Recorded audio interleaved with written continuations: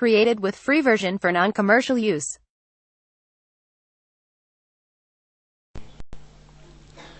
ونسلم على رسوله الكريم أما بعد فأعوذ بالله من الشيطان الرجيم بسم الله الرحمن الرحيم قل إن كنتم تحبون الله فاتبعوني يحببكم الله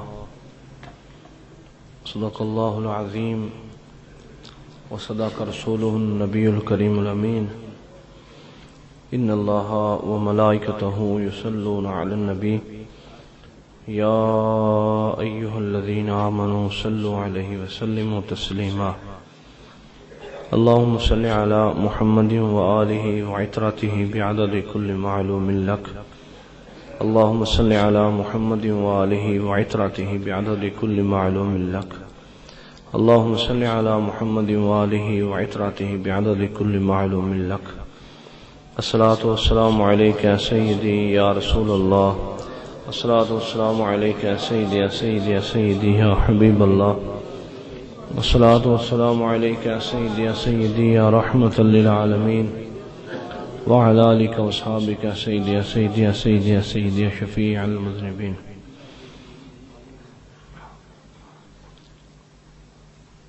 جو میں نے قرآن مجید فرقان حمید میں سے آیات مقدسہ پڑھی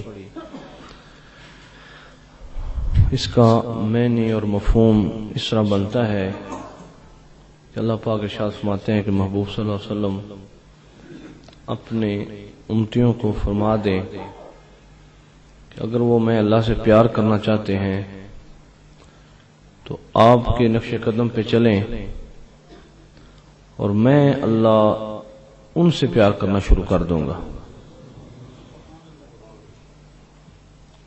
جس طرح بندہ کسی سے کہتا ہے کہ بھئی فلاں بندہ مجھ سے تعلق پیدا کرنا چاہتا ہے، اس کو کہہ دے کہ وہ فلانی پارٹی میں شامل ہو جائے تو میرا تعلق میں خود اس سے تعلق پیدا کروں گا۔ اللہ فرماتے ہیں کہ میں خود ان سے پیار کروں گا۔ علماء فرماتے ہیں کہ جب بھی نبی صلی اللہ علیہ وسلم ذکر مبارک آئے تو آپ کے ذکر کے ساتھ محبوب خدا، بلکہ کہنا چاہیے محبوب اکبر، بڑے محبوب، اس لیے کہ ان کے راستے پہ چلنے والا ہر بندہ ہی اللہ کا محبوب ہے، ہر بندہ ہی اللہ کو پیارا لگتا ہے، اور ہر بندہ ہی اللہ رب العالمین کو اس کے راستے پہ چلنے والا بندہ جو ہے وہ پیارا لگتا ہے۔ بعض لوگ اپنی کم عقلی کی وجہ سے وہ کہتے ہیں جناب دیکھیں معاشرہ کیا کہتا ہے، لوگ کیا کہتے ہیں، لوگوں کے لیے دیکھیں اگر ہم داڑھی رکھ لیں گے اور پگ باندھ لیں گے، اور دیکھیں اگر ہم گانا باجا شادیوں پہ نہیں کریں گے تو فی الوقت لوگ کیا کہیں گے، اور اس معاملے میں پھر وہ ہماری وہ بات نہیں بنے گی۔ ایک تو یہ بات ہے کہ تو جو کچھ بھی کر لے لوگوں نے کہنے سے باز نہیں آنا۔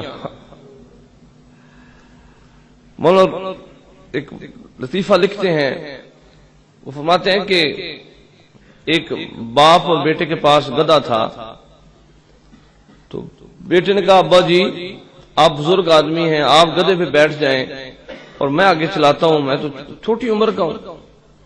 باپ کو گدھے پہ بٹھا لیا، تھوڑا آگے لے کے گئے، ایک بندے نے دیکھا، اس نے کہا دیکھو یہ کیسا ظالم باپ ہے کہ بچے کو گدھا پکڑائے وہ خود اوپر بیٹھا ہے۔ جب اگلی بستی آئی تو انہوں نے جلدی پہ بیٹے کو اوپر بٹھا لیا اور باپ نے گدھا چلانا شروع کر دیا۔ آگے گئے تو انہوں نے کہا جی دیکھیں کتنا ظالم ہے، بیٹا اوپر بیٹھا ہوا ہے اور بوڑھا بندہ جو ہے وہ گدھا چلا رہا ہے.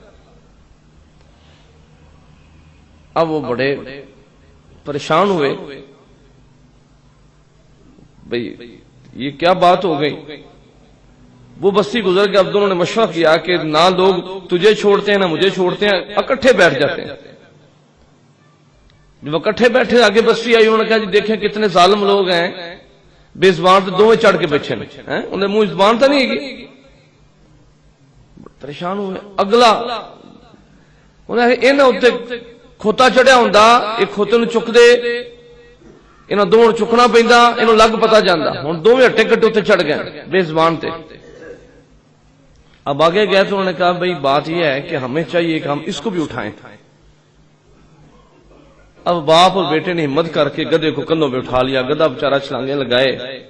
وہ کہتے ہیں کہ نہر کی پل تھی، وہ گدھے نے چھلانگ لگائی، وہ نیچے گر گیا، وہ گدھا جان سے گیا. یہ دونوں جو ہیں وہ لوگوں کی باتوں پہ آ کے مال ضائع کر بیٹھے.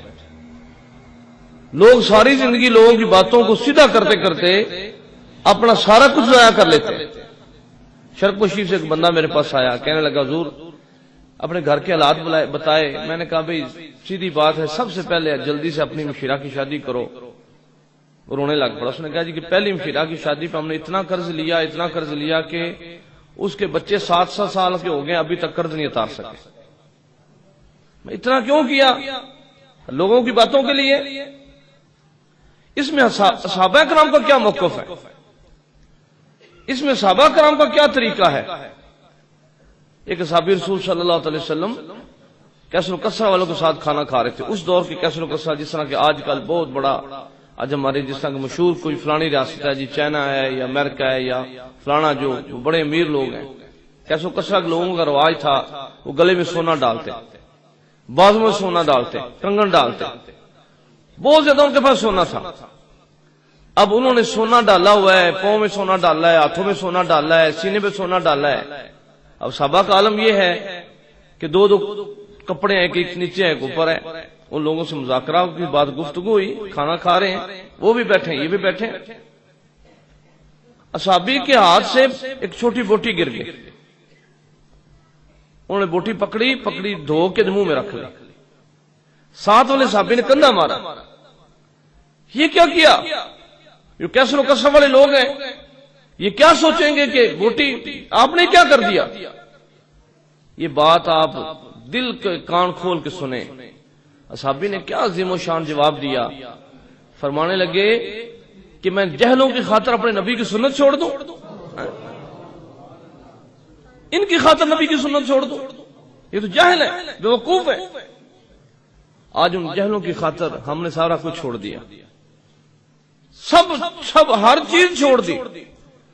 اور ایسا چھوڑنے لگے، ایسا چھوڑ رہے ہیں، ایسا معاملات ہمارے بن گئے کہ ہم نہ دین کے رہے نہ دنیا کے رہے.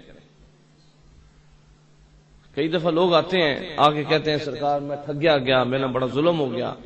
کیا ہوا جی؟ فلانے بندے نے پیسے لیے تھے، اب ہم دے نہیں رہا. اس بندے سے کہتے ہیں بھئی یہ بندہ اس کو پیسے، اچھا بھی لکھا نہیں تھا؟ نہیں جی میں زبان سے اعتبار کر گیا. اب قرآن فرماتا ہے کہ زبان پہ اعتبار نہیں ہے، جب لین دین ہو لکھیں، اس کو گواہ بنائیں. یہ سنت مصطفیٰ صلی اللہ علیہ وسلم ہے، یہ فرمان خدا ہے، اللہ کو حکم ہے. جو بندہ اللہ اور اللہ کے رسول کے حکم پہ چلتا ہے وہ بندہ جو ہے اللہ پاک اس کو کامیابیاں عطا فرماتا ہے. اور جن لوگوں نے مصطفیٰ کریم صلی اللہ علیہ وسلم دین چھوڑ دیا، آپ کے معاملات چھوڑ دیے، وہ مختلف اذیتوں میں مبتلا ہو گئے. یہ محبوبیت والی بات تو اس سے بڑی تو بات ہو نہیں سکتی کہ کوئی اللہ کا محبوب ہو جائے، اللہ کا محبوب ہو جائے، یہ تو بہت بڑی بات. لیکن اس سے جو اگلی چھوٹی چھوٹی باتیں ہیں وہ یہ ہیں کہ آج کس دور میں جہاں پہ سائنس نے بڑی ترقی کر لی، جہاں پہ ایک پانی کے قطرے کے اندر دیکھتے ہیں کہ کتنے جراثیم ہیں.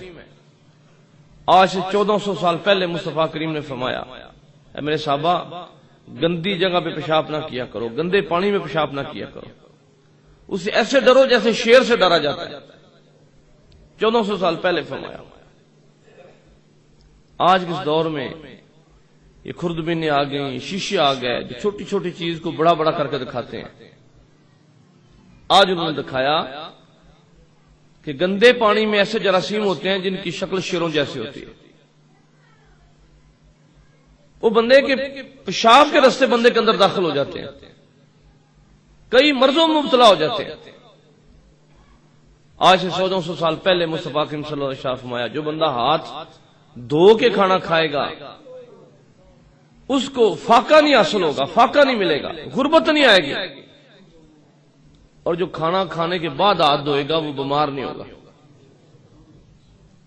آج کی سائنس بتاتی ہے کہ کھانا کھانے سے پہلے جو ہے ہاتھ دھونے یہ بیماریوں کا علاج ہے, کھانا کھانے سے بعد میں ہاتھ دھونے یہ بیماریوں کا علاج ہے.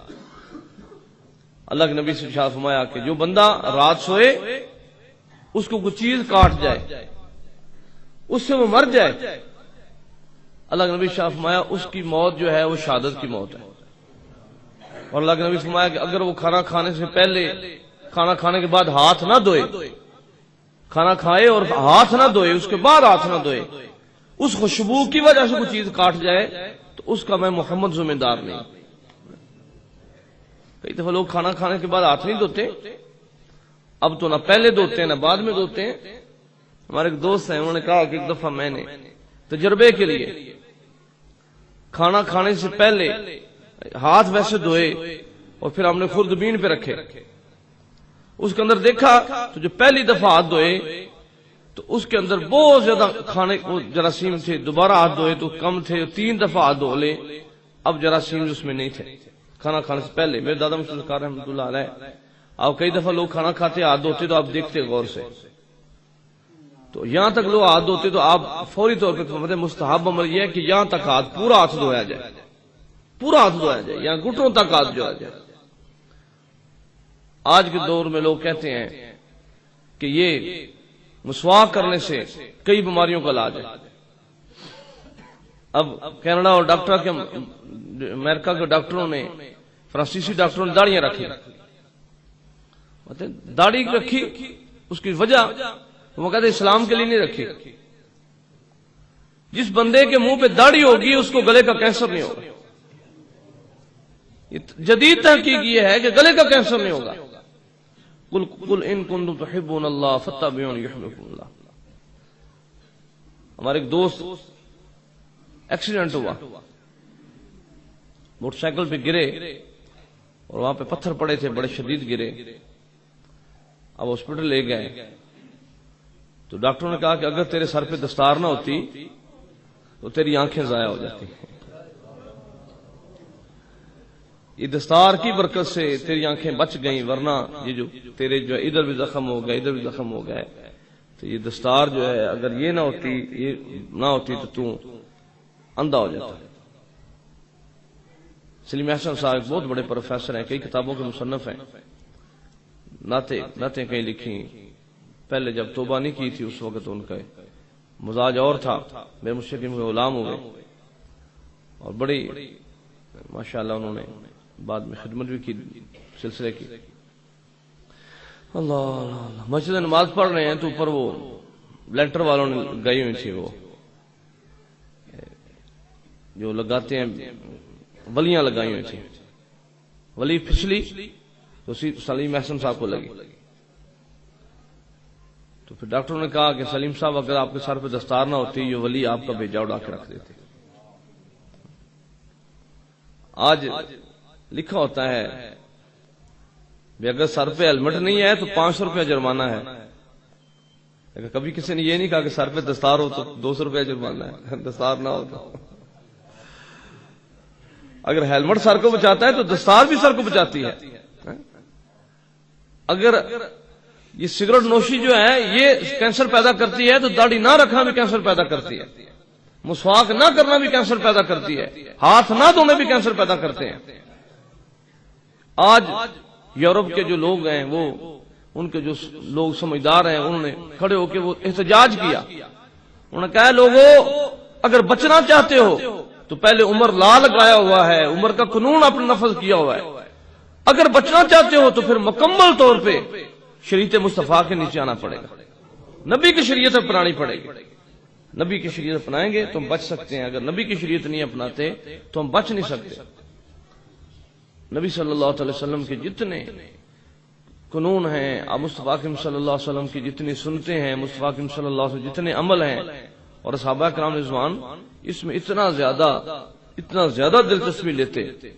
سیدنا عبداللہ ابن عمر رضی اللہ عنہ اب ایک جگہ سے گزرے، اپنی ڈاچی کے ساتھ ہی لگ گئے، بڑا زیادہ نیچے ہو گیا، آگے جا کے سیدھے ہو گئے. غلام نے کہا حضور اتنی تکلیف آپ نے کی، نہ اوپر درخت ہے، نہ اوپر کوئی گھر ہے، نہ ادھر کوئی چیز ہے، نہ کوئی چھپرا ہے، آپ ایسے کو کیا؟ مجھے نہیں پتا، جب مصطفیٰ کریم یہاں سے گزرے تھے اس وقت درخت ہوتا تھا تو مصطفیٰ کریم نے ایسے ہی کیا تھا، تو میں نے کہا میں وہاں سے گزرے لگوں، میں بھی ایسے ہی کروں. سیدنا عمر فاروق رضی اللہ عنہ آپ وضو کرنے کے بعد مسکرائے. کسی نے پوچھا حضور آپ مسکرائے ہیں، یہ مسکرانے کی وجہ؟ بس اسی جگہ مصطفیٰ کریم بیٹھے تھے وضو کے بعد، آپ ہی مسکرائے تھے، میں نے بھی مسکرا دیا. حضرت مولانا سردار احمد صاحب رحمۃ اللہ فیصل آباد والے آپ حدیث نبی صلی اللہ علیہ وسلم پڑھاتے تھے، شیخ الحدیث تھے. حدیث پاک پڑھاتے جہاں پہ نبی کے آنسو کا ذکر آتا تو آپ کے آنسو نکل جاتے، جہاں پہ مصطفیٰ کریم صلی اللہ علیہ وسلم کے درد سر کا ذکر آتا تو آپ اپنا بالکل آپ ایسا لگتا جیسے درد سے ان کا سر پھٹ رہا ہے، چہرے کا رنگ بدل جاتا. اور جب یہ ذکر کرتے کہ مصطفیٰ کریم صلی اللہ علیہ وسلم آپ نے مسکرائے تو ان کے چہرے پہ مسکراہٹ آ جاتی. تو اتنا زیادہ مسکرائے کہ دانت ظاہر ہو گئے، تو اتنا مسکراتے کہ دانت ظاہر ہو جاتے.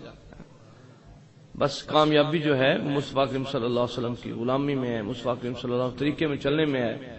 جتنا زیادہ آپ اس طریقے کو دیکھتے جائیں گے، چلتے جائیں گے، اتنا زیادہ ہی نفع ہوتا جائے گا، اتنا زیادہ برکتیں حاصل ہوتی جائیں گی. اللہ آج پوری دنیا میں یہ میں کئی دفعہ پہلے بھی بات کی کہ جب دوسری جنگ عظیم ہوئی تو یورپ کے لوگوں نے اب دوبارہ وہ انہوں نے سارا سلسلہ شروع کرنا تھا، قانون بنانے. تو انہوں نے کہا بھی کوئی ہمیں بتائیں کہ کون سا قانون لاگو کریں. انہوں نے پوری دنیا کے قانون 3 ماہ لگے، پوری دنیا کے قانون پڑھے، چھانے اور سارے کے سارے ردی کی ٹوکری میں پھینک دیے. اب انہوں نے 3 ماہ بعد فیصلہ کیا اگر بچنا چاہتے ہیں تو پھر ہمیں عمر لا لگانا چاہیے، جو عمر رضی اللہ قانون بنایا وہ ہمیں لاگو کرنا پڑے گا. اس چیز پر متفق ہو کہ انہوں نے عمر لا لگا دیا. آج انہوں نے عمر لا لگا دیا اور وہ کامیاب ہو گئے، اور ہم ان کے جو اترے ہوئے کپڑے وہ پہن کے آج ناکام ہو گئے. ہم ناکامی کی طرف جا رہے ہیں. بلا شک و شبہ آج بھی ہمیں ضرورت ہے کہ ہم ہر محکمے میں، ہر جگہ پہ، ہر مقام پہ مصطفیٰ کریم صلی اللہ علیہ وسلم کا طریقہ، مصطفیٰ کریم صلی اللہ علیہ وسلم قانون لاگو کریں. ہمارے ملک میں جو حالات جو بگڑ رہے ہیں، رات سنا بہت زیادہ صدمہ ہوا کہ پھر دوبارہ سے یہ بم دھماکے جو ہیں وہ انہوں نے انگڑائی لے لی، دوبارہ سلسلہ شروع ہوا. اللہ پاک ہمیں ان فتنوں سے محفوظ فرمائے. اللہ پاک ہمارے ملک کو نبی صلی اللہ علیہ وسلم کی غلامی میں رہتے ہوئے ترقی کرنے کی توفیق عطا فرمائے. جتنے ایسے لوگ ہیں جو کمیونسٹ ہیں اور آقا دو جہاں صلی اللہ علیہ وسلم کے قانون کو مذاق کرتے ہیں، اللہ انہیں محفوظ فرمائے. وما علینا بالله. Created with free version for non-commercial use.